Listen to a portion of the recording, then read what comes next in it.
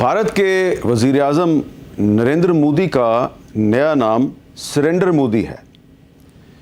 Surrender Modi उनको इसलिए कहा जा रहा है कि नरेंद्र मोदी ने भारत की जो प्राइड एंड प्रेस्टीज थी, जिस पे कि उसको बड़ा मान था, उसको सरेंडर कर दिया है, सिर्फ पाकिस्तान के सामने नहीं बल्कि पूरी दुनिया के सामने।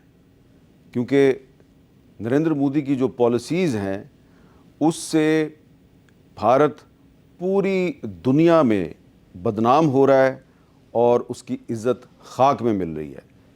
अब उसकी जो एक लेटेस्ट एग्जाम्पल है वो ये है कि G7 कंट्रीज़ ने जो अपना समिट हो रहा है कनाडा में, तो उस समिट के लिए जो नरेंद्र मोदी को इनविटेशन थी वो देने से इनकार कर दिया है, बल्कि ये कहा जा रहा है कि इनविटेशन कैंसिल कर दिया है। उसकी वजह ये है कि पिछले कुछ अरसे से, कई साल से Narendra Modi regularly G7 countries का जो समिट है दुनिया के किसी भी मुल्क में होता था, उनको इनविटेशन मिलती थी, वो बड़े शौक़ से, बड़े एहतमाम से G7 कंट्रीज़ के समिट में शिरकत करते थे।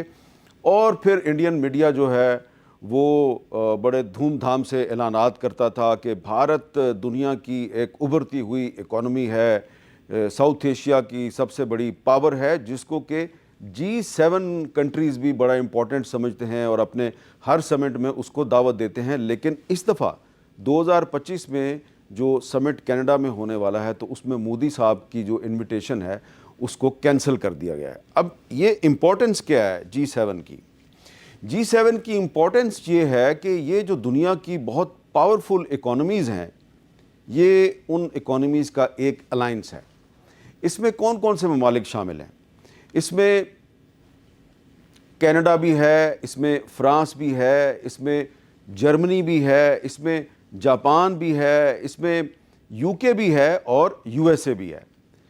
तो अब आप सोचें कि एक ऐसा अलाइंस कि जिसमें यूएसए भी है, यूके भी है, फ्रांस भी है, उस अलाइंस ने मोदी साहब जो हैं उनको जो इनविटेशन एक्सटेंड की जा रही थी कैंसिल कर दिया और उनसे कहा कि भाई साहब thank you very much, we don't want to see you, यानी हम आपको नहीं मिलना चाहते, you are not welcome to G7 summit.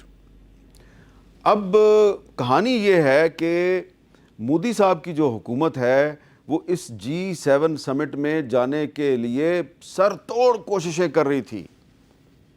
और इसका सबूत क्या है? इसका सबूत ये है कि जो मोदी साहब के फॉरेन मिनिस्टर हैं, जिसको वो अपने एक्सटर्नल अफेयर्स मिनिस्टर कहते हैं, जयशंकर साहब कोशिश कर रहे थे कि जो इस दफ़ा G7 समिट का होस्ट कंट्री है कनाडा, उसकी फॉरेन मिनिस्टर हैं, उनका नाम है अनीता आनंद। तो जयशंकर साहब उनको कांटेक्ट कर रहे थे बार बार कि मेरे से बात कर लें, और अपने जो ब्यूरोक्रेट्स हैं उनके ज़रिए, अपनी जो हाई कमीशन है इंडिया की, जो हाई कमीशन है कनाडा में, उसके ज़रिए कोशिश कर रहे थे कि जो प्राइम मिनिस्टर साहब को जल्दी जल्दी इनविटेशन मिल जाए। तो ये जो संडे गुज़रा है, संडे के दिन जयशंकर साहब ने कनाडा की जो फॉरेन मिनिस्टर हैं अनीता आनंद, उनके साथ फ़ोन पे बातचीत की और कोशिश की कि किसी तरीके से मोदी साहब जो हैं उनको G7 समिट का इनविटेशन मिल जाए। लेकिन जनाब उनको इनविटेशन नहीं मिला।